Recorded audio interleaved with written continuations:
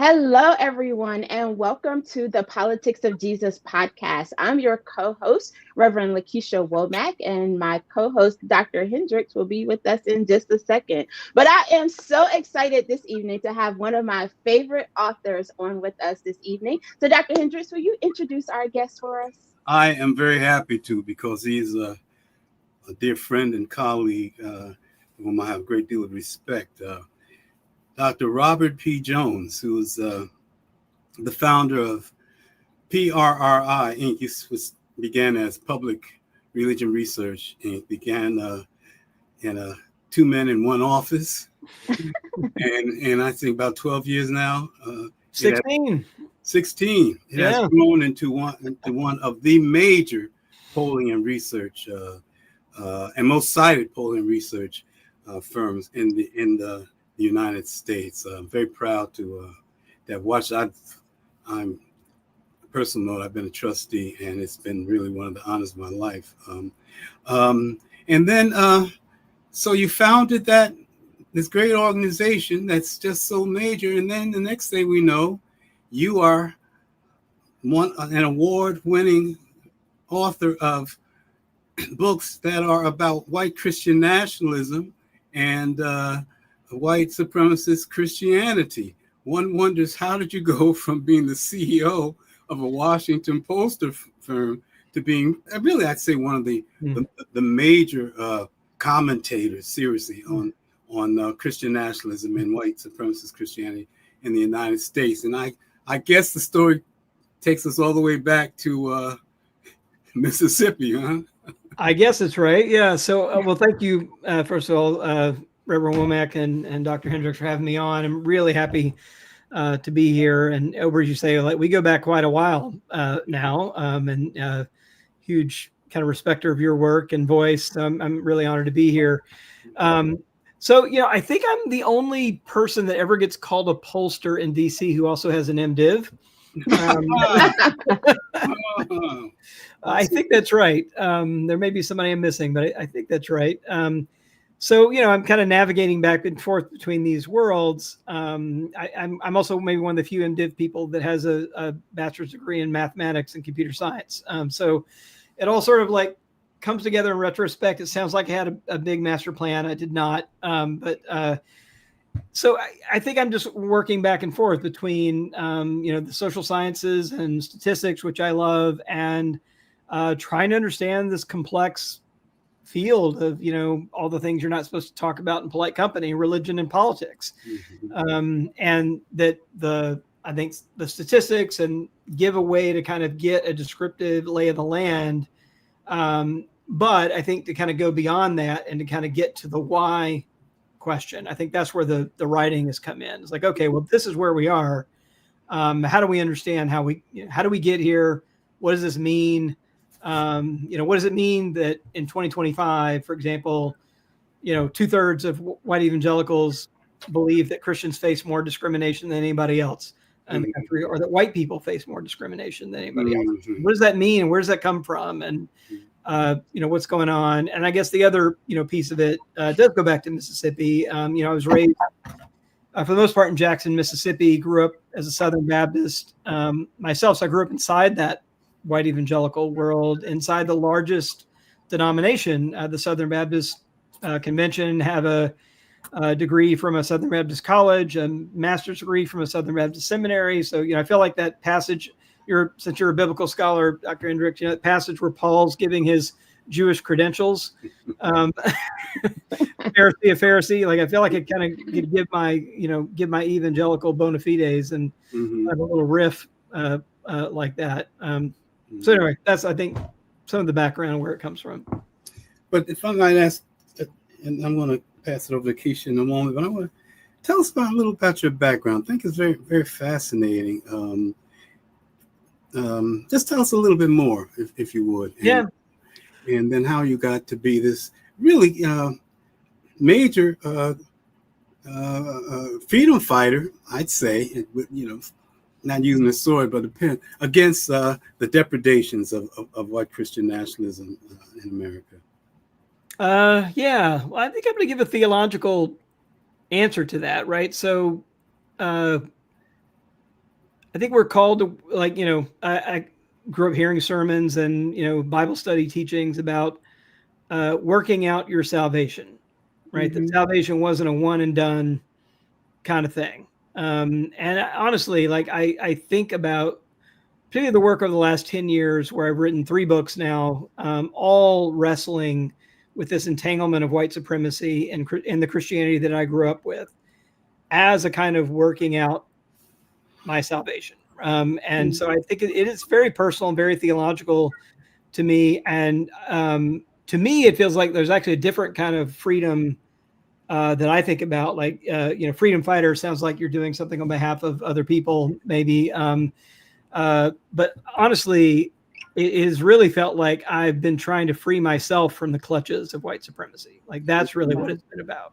When you grow up in that world, it's very hard to see outside of it, right? And particularly like for someone like me, right? So I'm a straight white man, right? So I am set up to be the beneficiary of that system for sure. And by virtue of the beneficiary of that system, you're the beneficiary of society, right? In the way that's all structured. And so I think particularly there, like it's hard to kind of see out, but I always knew something was amiss, right? That something wasn't quite right. Partially that's, I think I had the gift of going to public school. And I went to public school, believe it or not. So I'm 57 years old. I was born in 1968. And even though that by the time I was born, Brown v. Board of Education was already on the books, right, for 14 years.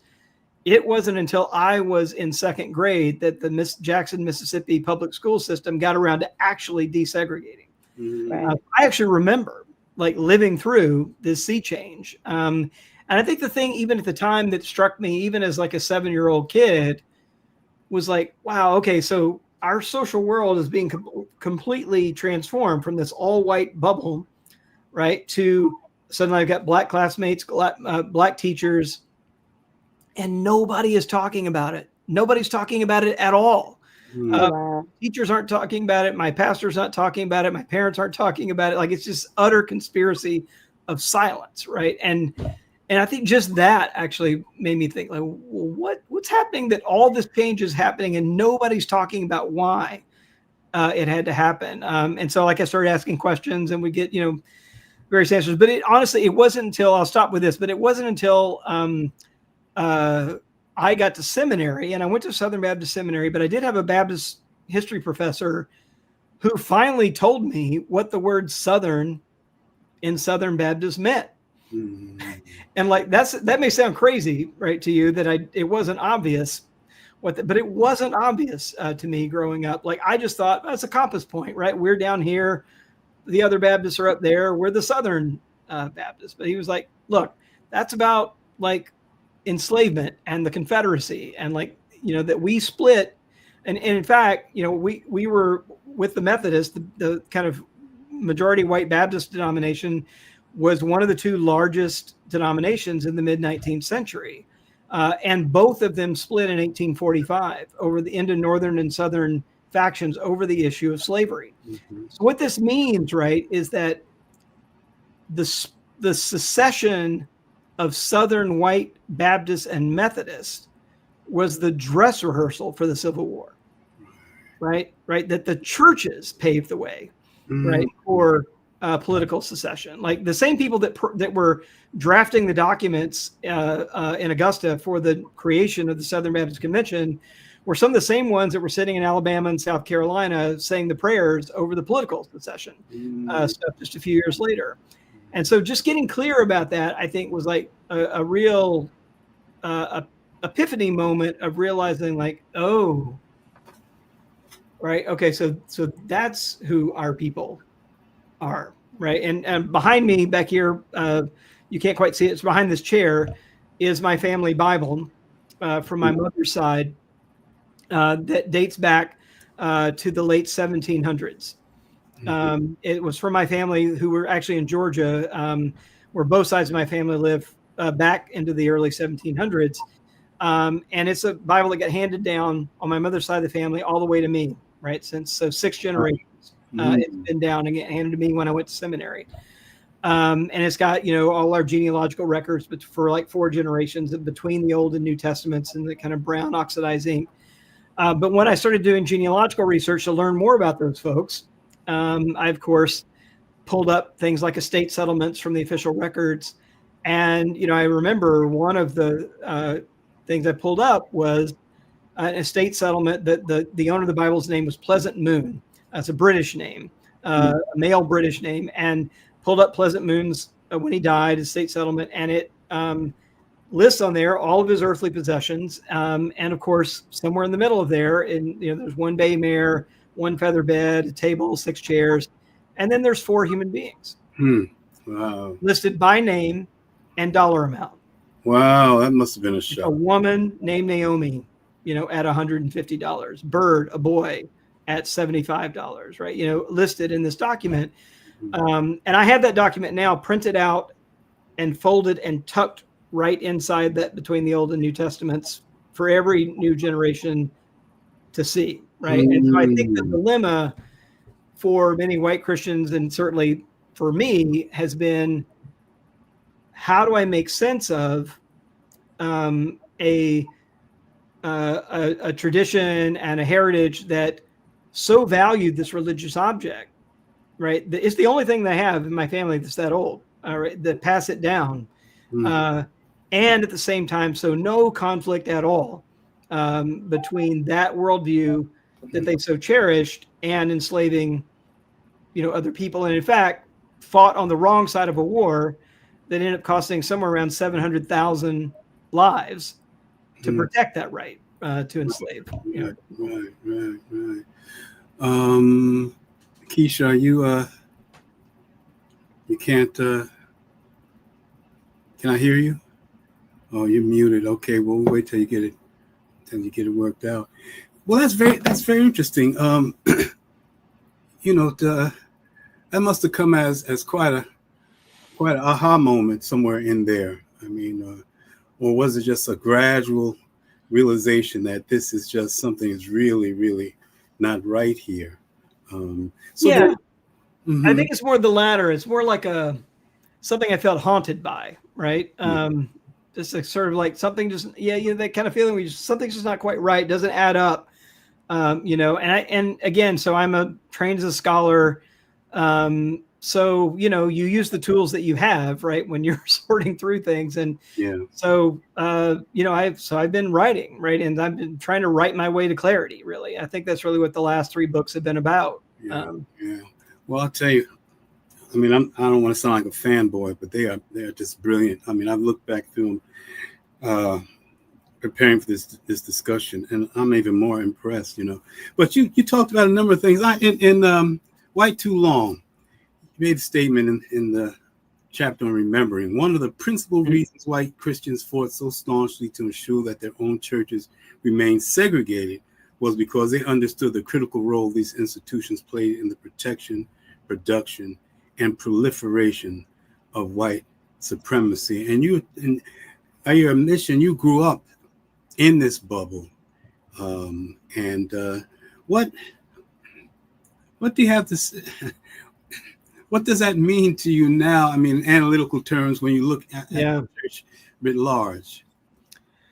Well, again, it's pretty personal. So I think what a lot of people don't realize is the thing that Medgar Evers was actually killed over was so Medgar Evers, civil rights activist in Mississippi in the early 1960s. The thing that he was murdered and assassinated over was the integration of churches. Mm-hmm. Yeah. That's the last thing he was working on integrating churches in my hometown of Jackson, Mississippi. Mm-hmm. And so he was, part of organizing and bringing people to try to integrate church services on Sunday morning, and for the most part, getting arrested and getting actually literally put in jail and fined for trying to have people who mix worship. There was like a statute in Jackson put in place against the disturbing of divine worship, and that was defined as bringing in anyone not white into a white church. And the person who killed him, I mean, this is like, I think how deep this goes. Byron de la Beckwith, right? People may know that name and think of him as a white supremacist, and he was, but he was an Episcopalian. He was an Episcopalian in good standing at an Episcopal church in Greenwood, Mississippi, which is a church in the Delta. And before he gunned down Medgar Evers in his own driveway in front of his wife and kids, he had stood on the steps of his own church in Greenville with a gun, saying that there's not going to be any. Well, actually, he threatened he wrote an op-ed and he threatened. He said, "Look, if anybody tries to show up at my church, I'm going to stand on the church steps with a gun and prevent them from coming in." Wow. And so, like, people sort of gloss over that history, right? That this is white Christianity killing to defend, the sort of so-called white purity of their sanctuaries, right? And I do think the reason why they were doing that is because they knew that if the church had to deal with it, that those people would have to deal with all the other institutions, right? In society. Yeah. Are you back, Keisha? I am back. Thank you so much. Little technical difficulty, but I'm absolutely fascinated by your writing in White Too Long. And one of the things that you talk about is like the confluence of influences that impact like white Christianity and the connection to white nationalism. And the thing that kind of came to my mind is like the price that I feel like white Christians play when they don't follow the playbook. And so we see like Jimmy Kimmel speaking out against the Charlie Kirk murders and him like getting his show pulled, having to apologize, pay, make a donation to Turning Point. And that is almost like the lynching of Black people, right? So when someone gets out of line, then this is the price that you have to pay. What do you feel like is the price that you've had to pay for speaking out and telling the truth about white history? I mean, honestly, I think I've been pretty lucky so far. I mean, there's been the occasional, threat, of course, at events or ahead of an event, and that sort of thing. We'll get hate mail every now and then, but there's certainly been nothing where I felt like my life was in imminent danger. There's certainly been, a long line of broken friendships and, that sort of thing. There's a clear, I think when I published my first book, it was called The End of White Christian America. That was kind of a big kind of trade book, a kind of popular press book. There was a clear fallout on my Facebook page, right? Because I had this mix of people from my professional life and people from high school and college and my, and yeah, there was a kind of falling out when that happened. So, I mean, these are small things, right? But it certainly have been, those kind of uncomfortable conversations and some, lost relationships and that sort of thing. But, like I said, I mean, I honestly feel like I've been writing. The writing has been first and foremost trying to see my own way clear, right? It really hasn't been to point the finger anywhere else but in. So I use we, I use our a lot, because I've been there, right? And still many ways still struggling to see my way out. I'll give you one example, of ways that I think for white people grew up thinking of themselves as white, the talk, right, that African American parents have to give to their kids, particularly to their sons, right, of their safety, and with law enforcement, right. So it's something like I learned about along the way, but certainly never had to give a thought to that, to my oldest kid. But I live in Washington, D.C. And just realizing like, oh, you know what? Like in the militarized city that we're living in now, right? Since the Trump regime has sort of militarized D.C., where at every metro stop, certainly major ones. They're either National Guard or ICE officers armed to the teeth. Realizing that, like his white male self is not going to be protected in this situation, and I'm going to have to kind of have a conversation with them about that. And, but realizing that that's a reality. The fact that I'm only having to think about that now is a real sign, right, of the kind of privilege of white supremacy in action. And the fact that I'm having to think about that now is something that's okay. Yeah, that makes sense and helps me identify, I think, a little bit more, someone who's white with like the realities of what white supremacy has made so many other people live with all the time. Yeah. Wow. Yeah. Well, yeah. I tell you though, Robert, I think I hear what you're saying. I hear a good deal of humility in it, but that doesn't give a sense to me of how hard-hitting your books are. You really get to the real nitty-gritty, such that I could not imagine you'd be welcome in your childhood Southern Baptist church. I'm not getting any preaching invitations, nor back to my seminary, I should say. So I'd like to get down to what I might call the nitty-gritty, really, of some of the observations and some of the things that I know you brought to my attention that and many folk who were not aware of them, and that's the lost cause, the doctrine of discovery. Could you talk about those somewhat? Because those are very, very basic to white supremacy in America, right? Yeah. Well, I'll do the lost cause first. Lost cause is a funny term, right? Because it sounds like defeat, right? If you just hear the term, you don't know what it means. It sounds like somebody conceding defeat. But in the South, it is anything but that, right? It is declaring an ongoing victory in the wake of defeat of the Civil War, declaring a kind of cultural, kind of carrying on the Civil War in cultural terms. And there's kind of no better example of that than this group, the United Daughters of the Confederacy. So, if any of your, listeners are from the South, the more than 1,500 Confederate monuments that dot the landscape of our country were most of them paid for by this one group, the United Daughters of the Confederacy, or forced to be reckoned with.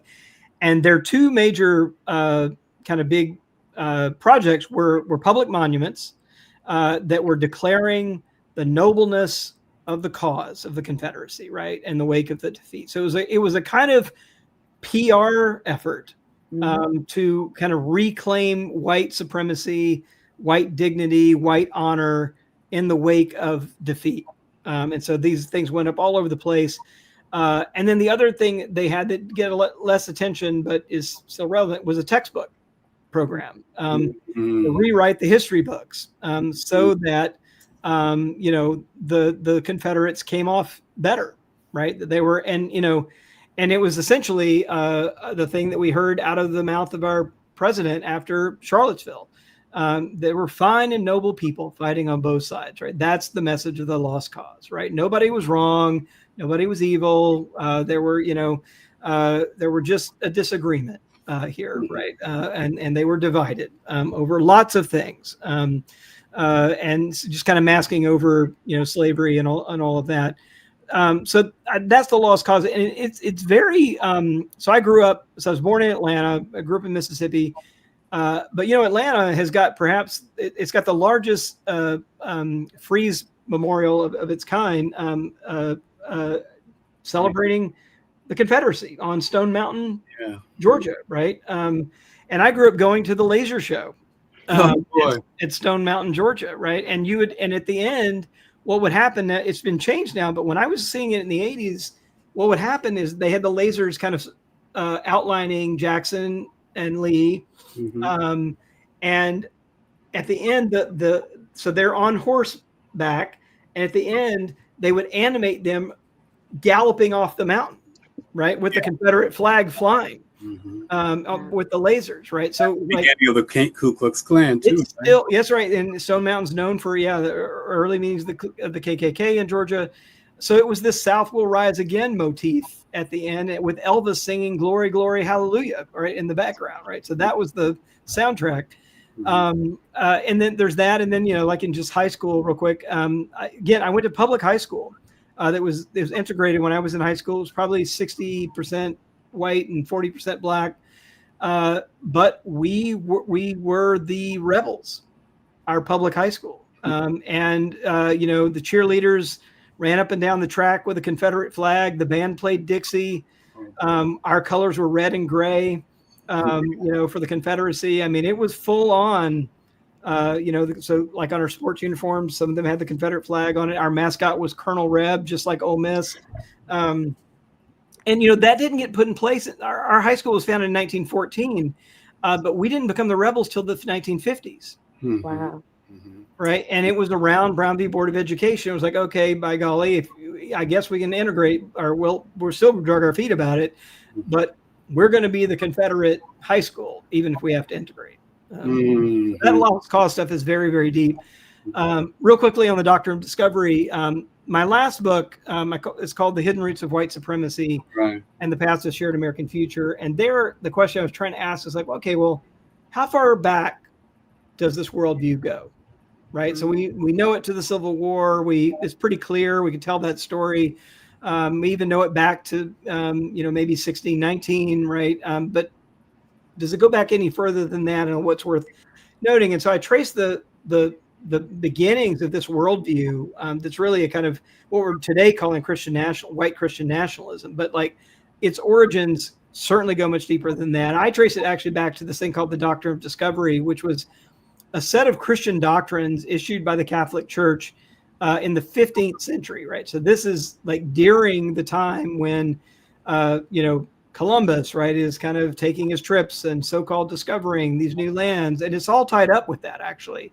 In fact, that one of the last major papal bulls, this part of the Doctrine of Discovery, was issued in response to Columbus's voyage in 1492.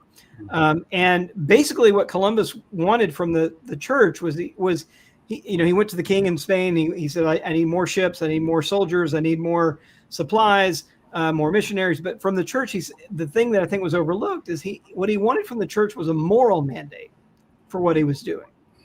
And the church provided it in these papal bulls. And they basically said, all right, well, here's the way we set up the moral test for what your responsibility is.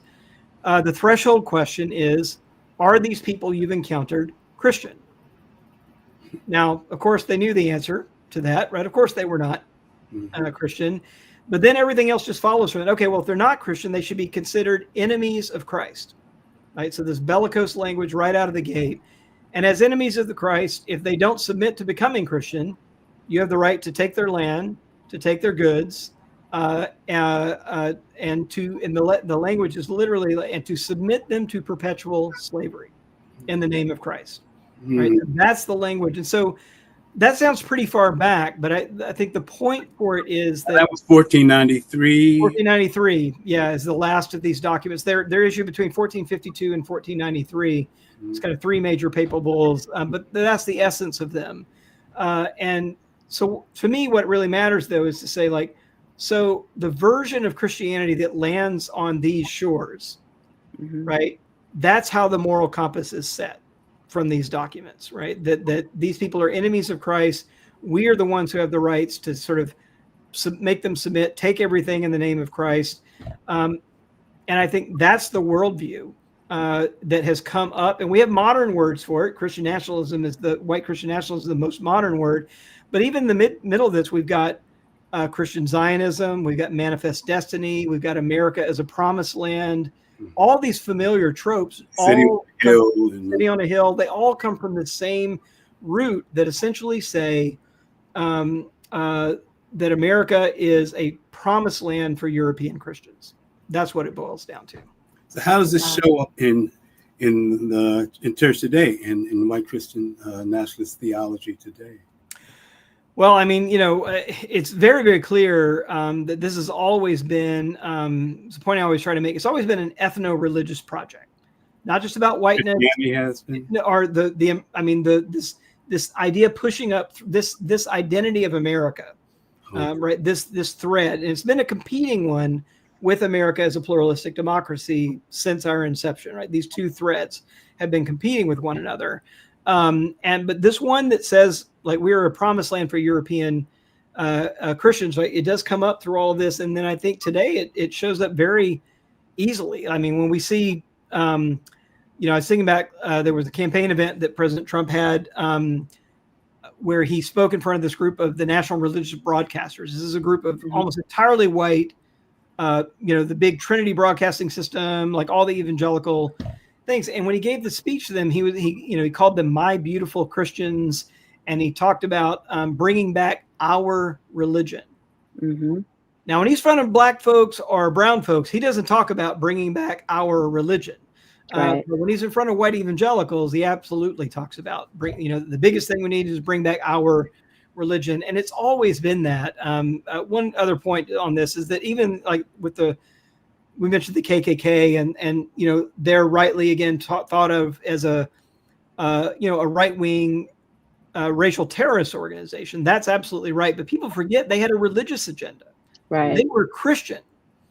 In fact, you could not join the KKK if you did not show yourself to be a good, upstanding Protestant Christian. Like that was part of the membership requirements. And you not only had to be a good Protestant, white Anglo-Saxon Protestant Christian, you had to be a white Anglo-Saxon Protestant Christian that thought Catholics and Jews were outside the fold of who were properly American, not just kind of brown-skinned people, but Catholics and Jews. And so that tells you that that is like the seed of this vision, like of who this country is of, by, and for, that is still very much with us today. Wow.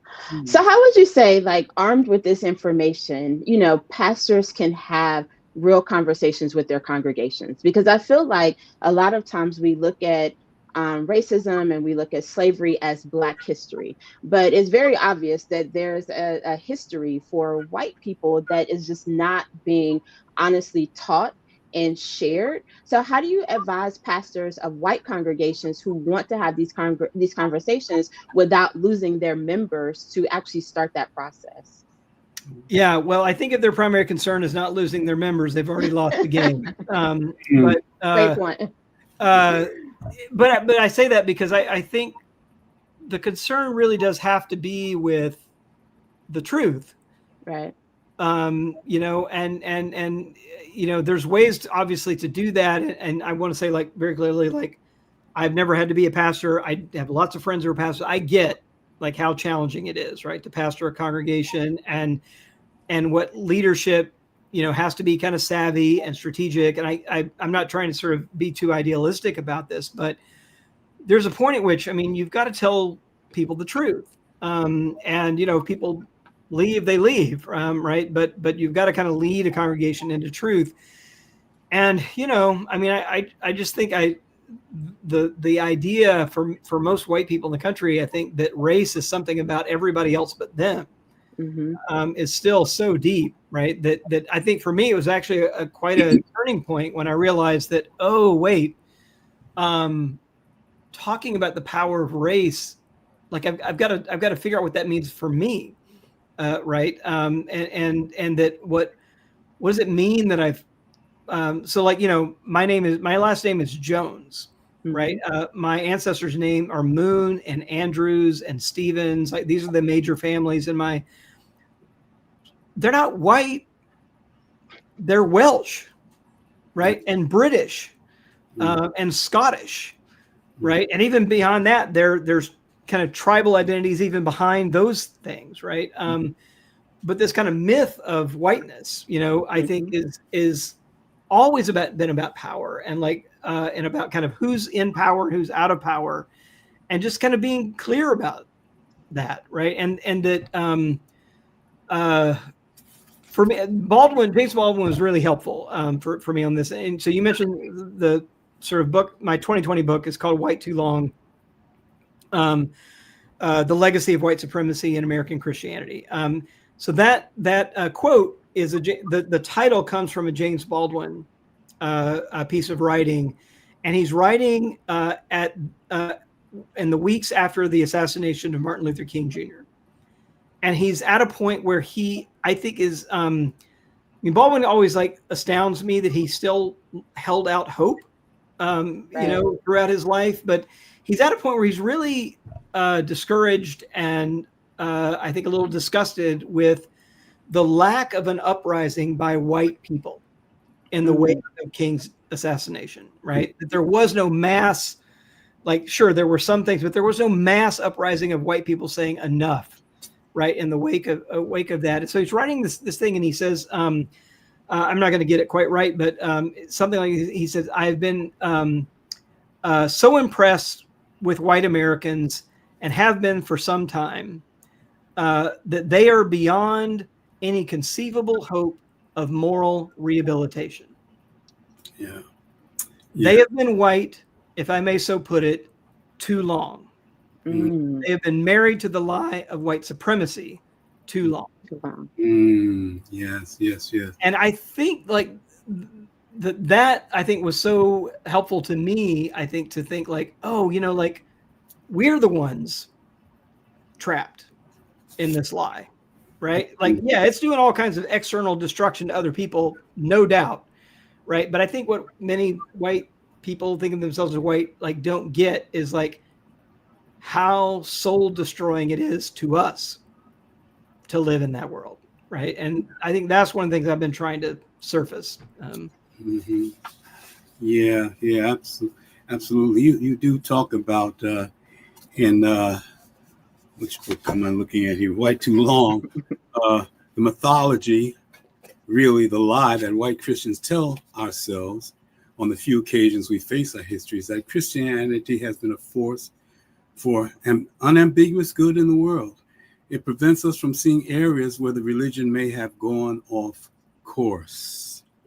And as Keisha was implying, it's like, that's a terrible price to pay. And so as a result, it's like this circling of the wagons. And you wrote, I think the fact that most white churches produce such a strong sense of safety, security for those of us who are inside the institution is why it's so hard for white Christians to see the harm it did to those who are outside. It's numbing our own moral sensibilities and limiting our religious development. Rather, the problem was that it had developed in such a way that its main goal, talking about white Christianity, was protecting and improving white Christians' lives within an unjust social status quo, which is to say a context of extreme racial inequality and injustice. But its most powerful tool was its ability to constrict radically the scope of whites' moral vision. Very, very, very powerful. And so then you go on to talk about white Christian theology. Could you say a few words about white Christian theology? It said it renders the claims of Black justice invisible and all of that. Yeah. Well,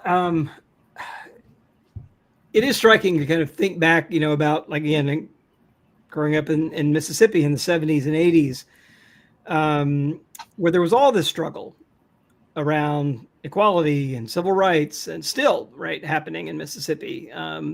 Still to this day, we just got rid of the Confederate flag in like 2020, in our state flag.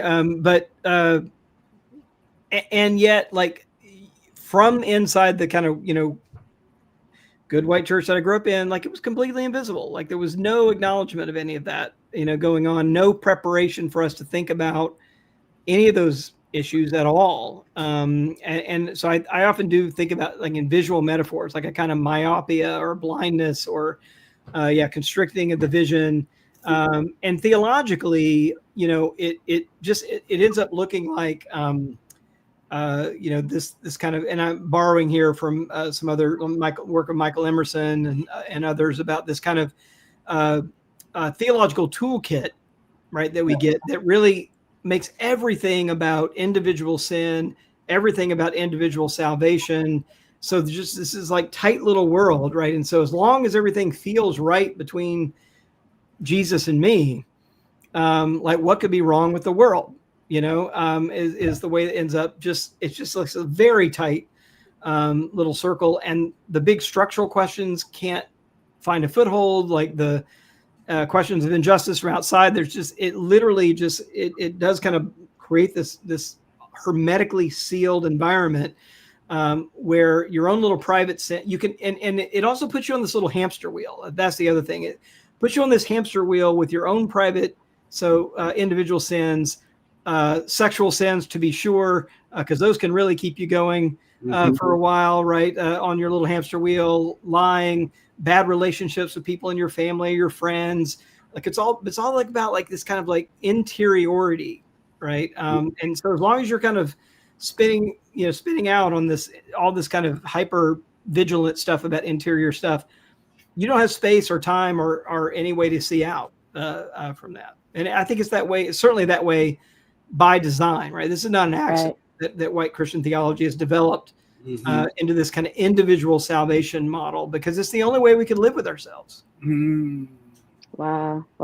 So what would you say to those churches who are making a concerted effort to do the inner work themselves, to, see the world through more of a justice lens, and they want to partner with, maybe Black churches to really develop some, reconciliation? Like, what do you advise them to bring to the table? Because again, I feel like we're always having these conversations to educate Black people on how we show up at the table and what we need to do. But what would you advise to those white congregations who want to come to the table to be in true partnership with their Black community members? Yeah, well, I've learned a lot just from, so what I'm going to say is not any pronouncement from on high from me, but like what I've learned from seeing stuff on the ground, right, that people have just tried. The first thing I would say is like, if you're really sincere about it, like just trying stuff, right, I think is really important, right? It may fail, it may be a miserable, and that's the thing I've seen is that people sometimes have some false starts, it doesn't quite work.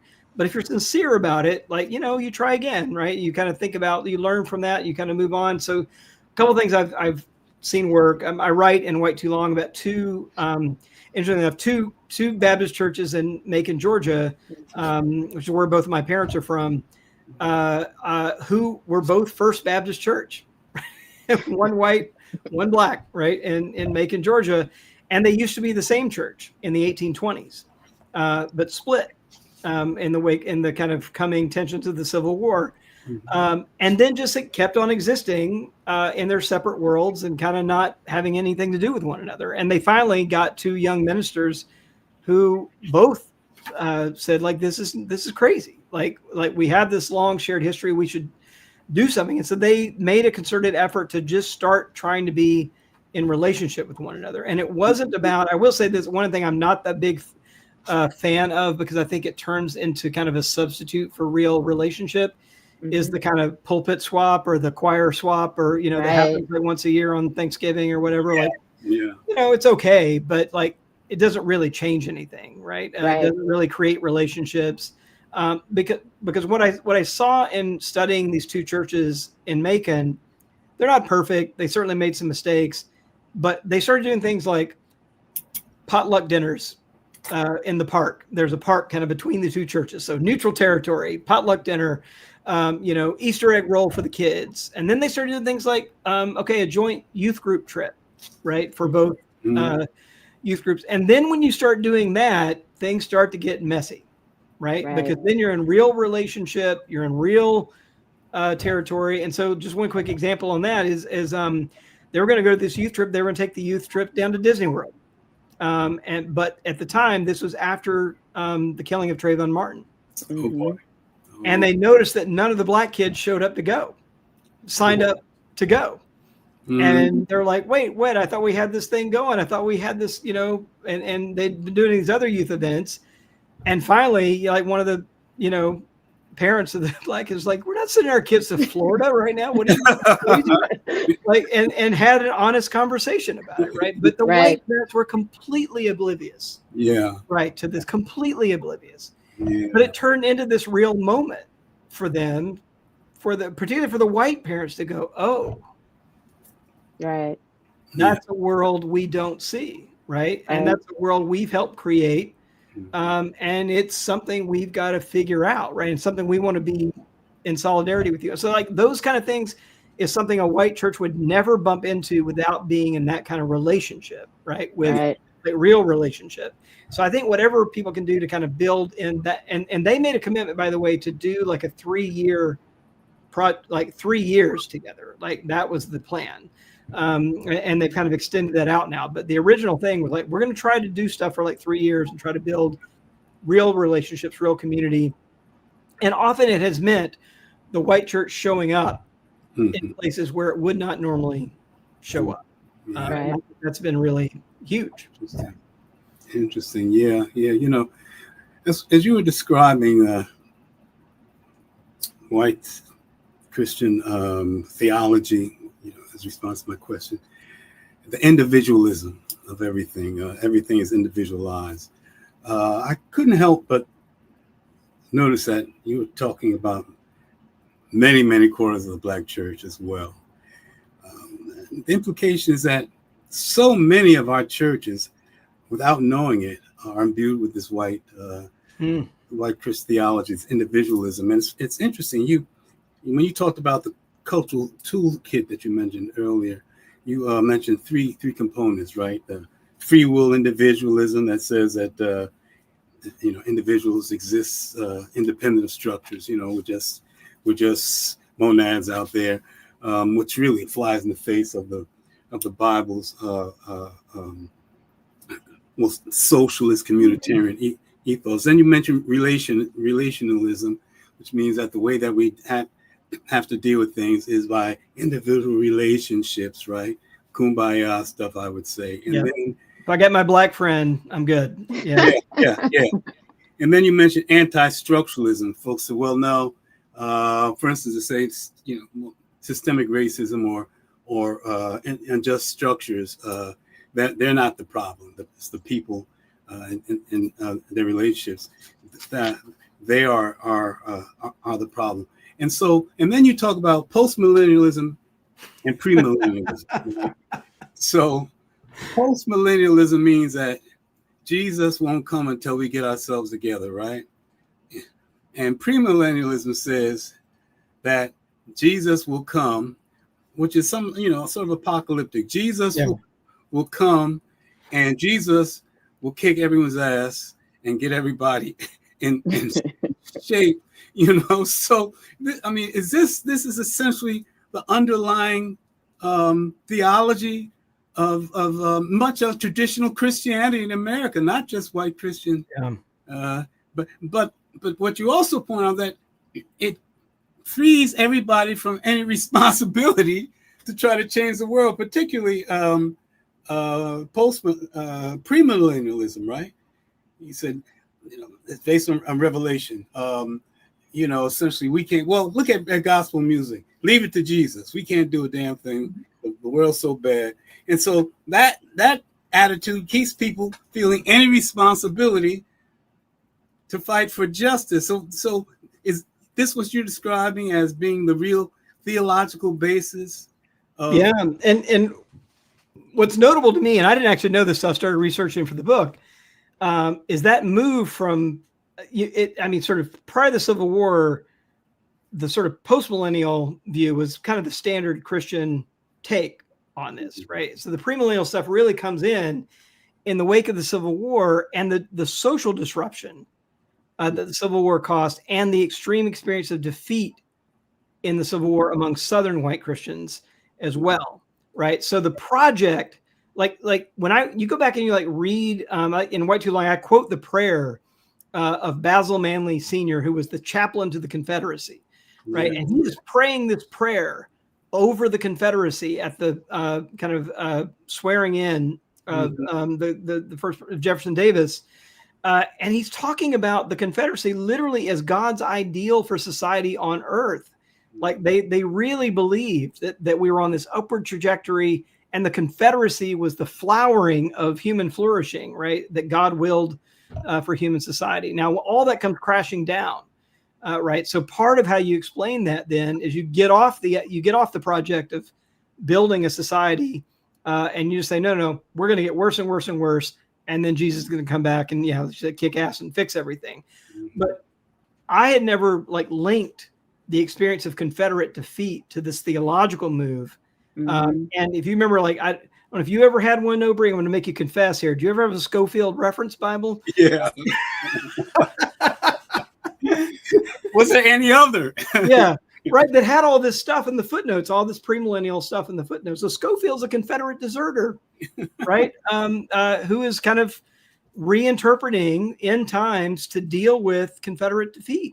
And so it is this real sea change that again's linked to the demise of the Confederacy. So if we can't build that ideal society, well, to hell with it, right? That's not our job anymore. And Jesus will fix it all later. But it does mean that social justice, structural justice, all like literally disappears from the landscape of Christian responsibility.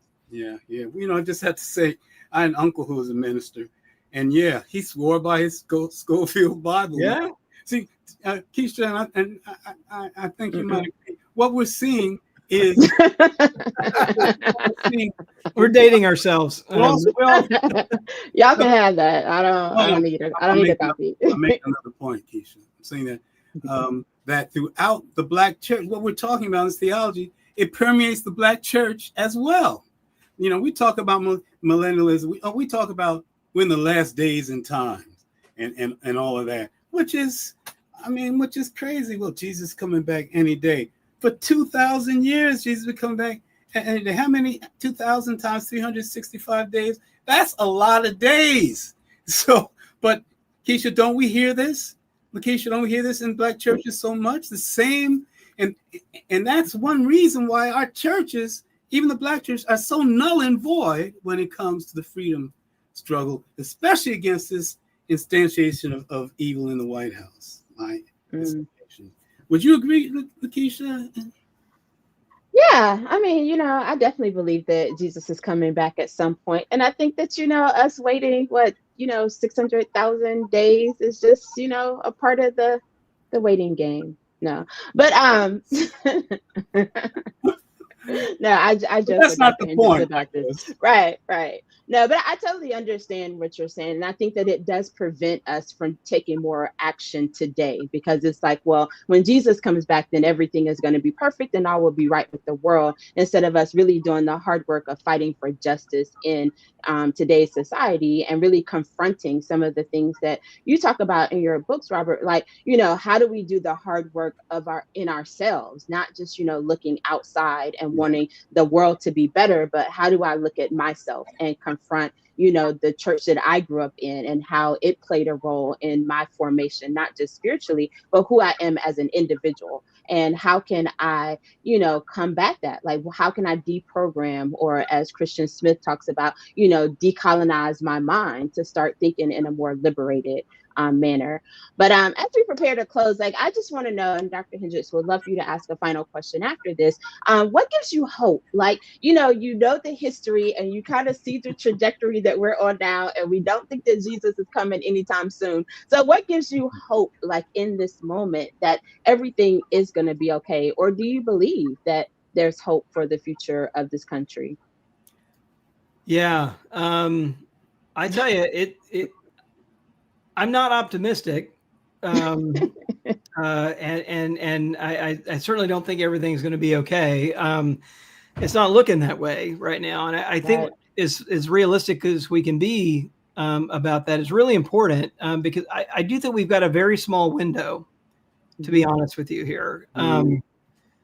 And, we should be really looking for ways we can help find some off-ramps to this road to fascism that we're on. There's no doubt about it that we're on this road to authoritarianism. We've got political scientists, who study these things, saying straight up, we are no longer living in a liberal democracy. Yeah. And so we are somewhere on the backsliding side of democracy. So we are, kind of speak theologically, right? We got to find a way to turn around, right? To repent, to turn around, to find our way back, like all those kind of motifs. And I think that's really serious. And I'm not sure I'm not sure about. I think we have yet, and I, speak a lot out in various, in a lot of white Christian churches. And there are some that are sort of have their eyes open, and there are a lot that don't. So I think we have not begun to really assess the threat that's right in front of us to our basic freedoms in the country: freedom of speech, freedom to assemble, freedom of religious belief. And I think we're, in a moment that's like the window is closing. And so like, if there's a message for me to leave, it's like, we got to stand up, and we got to stand up quickly and loudly, because every month that ticks by, is another exit ramp that's in the rear view mirror. Wow. Yeah. I mean, that was, you essentially spoke to what would be my last question. You did it very, very powerfully. And I do agree. I think that most of America has no sense of how dangerous this moment is. When you have a president who is trying to erase the history of a whole people in America, and you make it very clear what that's about. It's about protecting the white supremacist notion of their righteousness and purity, and purity. That we don't do evil, kind of thing. I mean, Trump has no core convictions at all, right? So we know that these people are whispering it into his ear. But when you start trying to erase a people's existence and their history, it seems to me that the next step, I mean, that sort of frees you to see these people as the other, maybe even the interlopers, who are distorting our history. And then, we've seen that Trump does not give a damn about ignoring the law and just grabbing people up. We saw what happened with COINTELPRO, with J. Edgar Hoover and all of that, which really pales in the face of what's going on now. At least J. Edgar Hoover's had some legal guardrails on him. So, I mean, it just seems to me that, Robert, and I'd like to get your thought. It seems to me that America has no real sense of how dangerous this moment is. In your travels, do you get that sense that they don't really see how terrible that this could be? And the fact that Trump is following chapter and verse Hitler's takeover of the Weimar democracy in less than a year. Well, I say a word about, I think often when people, and I've given this analogy too, when you mention Hitler, a lot of people are like, oh, really, kind of roll your eyes and kind of be skeptical and, think you're being hyperbolic. And, but let me just kind of make this really concrete on this front. I've written a little bit about this on my Substack newsletter at White Too Long, that Trump has actually used language straight out of Mein Kampf. Yes. So this is not like kind of Nazi-like language. Like it's actual quote, like literally almost word for word. Like when he spoke at a campaign rally in New Hampshire, and he talked about immigrants who are poisoning the blood of our country. I mean, that is blood and soil Nazi talk, right? Mm-hmm. When he has talked about his political enemies as vermin, mm-hmm. who need to be exterminated and rooted out. Like he's literally used all of those words, right? This is paving the road. We know where this road goes, right? It's violence, right? It's genocide. It's not just erasing history, it's erasing people is where this goes, right? Yes. So that I think we have not quite woken up to. And I keep thinking about, like, it was so easy for me growing up, and I don't know if you had this experience too, of thinking like, boy, how could all those people in Russia, or how could all those people in Nazi Germany let this happen? Mm-hmm. How could they not see it? And, I think I'm learning pretty clearly how you don't see it, right? It happens incrementally. It happens because 10,000 things are happening all at once and everybody's kind of distracted. But when we're building concentration camps, yes, literally on US soil, literally, not just like figuratively, literally building concentration camps on U.S. soil. And, we did this in World War II and turned and put Japanese people, and also, by the way, people of Italian and German descent in those camps as well, not the Japanese people. Like, I learned that was one of the most horrific betrayals of American ideals like we ever did, right? When I first learned that, right? And I thought, okay, well, we've learned our lesson. Never again would we build, but here we are, right? With the president talking about, doing that when we're renditioning people to third-party countries without due process, right? Sending people to Libya, to Venezuela, to, countries they have no connection to, right? Just because we can, right? It's pure cruelty. Right. There's nothing about the law. There's no order or law in that. Right. That's just thuggery. Right. And so when we see ourselves creeping toward that, and by the way, like the other place I just want to flag. So I'm in DC. We're already seeing what a militarized city looks like. Right. I can't go to work without passing the National Guard stationed in metro stations in DC. Right. And ICE, Immigration and Customs Enforcement, is about to have more money than the Coast Guard in the coming year, once the kind of bills all fully come online. And, this is going to be coming to a city near you, this kind of militarization and enforcement, where we've got, again, in the United States of America, people not in uniform, masked, without badges that you can tell, in unmarked vehicles saying papers, please. To random people on the street, right? That's coming, right? If we don't stop it. Well, it's happening. It's happening too already. Yeah. Well, thank you. This has been really brilliant, exactly as I expected. And it's been really powerful. You've been forthcoming and so very illuminating to our hearers. Thank you so much for taking the time and for writing these extraordinary books. And look, LaKesha, we've talked about it. It takes courage for you to write what you're writing. You're essentially setting yourself against white supremacy and white Christian nationalism, and it takes courage to do that. And we really applaud you for that. And thank you so much for coming on the show tonight. It's been wonderful, hasn't it, LaKesha?